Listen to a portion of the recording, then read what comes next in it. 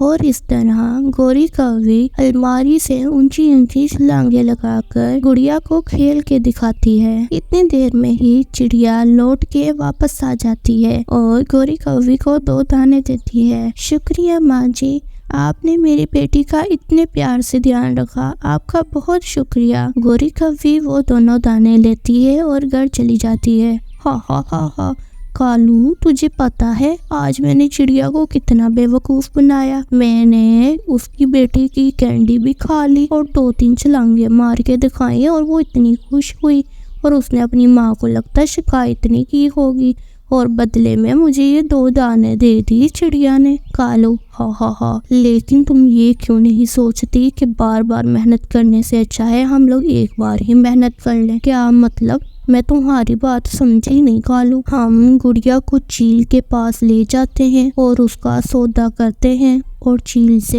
एक पूरे दाने की बोरी मांग लेते हैं। हा हा हा, वैसे कालू तुम भी कम तेज नहीं हो, बस तुम किसी तरह चील को पहाड़ पे ले आओ और देखना ये काम भी हो जाएगा। अगले दिन गोरी कौवी चिड़िया के घर जाती है और दरवाजा खटकाती है। माँ जी, मुझे गुड़िया बता रही थी कि आपने कल अलमारी से इतनी बड़ी बड़ी छलांगे लगाई। ये गुड़िया मजाक कर रही होगी, मैं इतनी बूढ़ी किस तरह छलांगे लगा सकती हूँ। चिड़िया अपनी बेटी को गलत समझती है। हाँ माँ जी, ये गुड़िया ही कोई शरारत कर रही होगी। चले आप गुड़िया का ध्यान रखें और मैं दाने लेकर आती हूँ। जब चिड़िया उड़ जाती है तो गोरी गुड़िया को कहती है, आज नहीं बेटा मैं खेलूंगी तुम्हारे साथ, तुम मेरी शिकायतें लगाती हो। सॉरी दादी, मुझसे गलती होगी, मैं अब शिकायतें नहीं लगाऊंगी। चलो आज ना मैं तुम्हें पहाड़ी पर लेकर जाती हूँ और वहाँ पिछलांगे मार के दिखाती हूँ।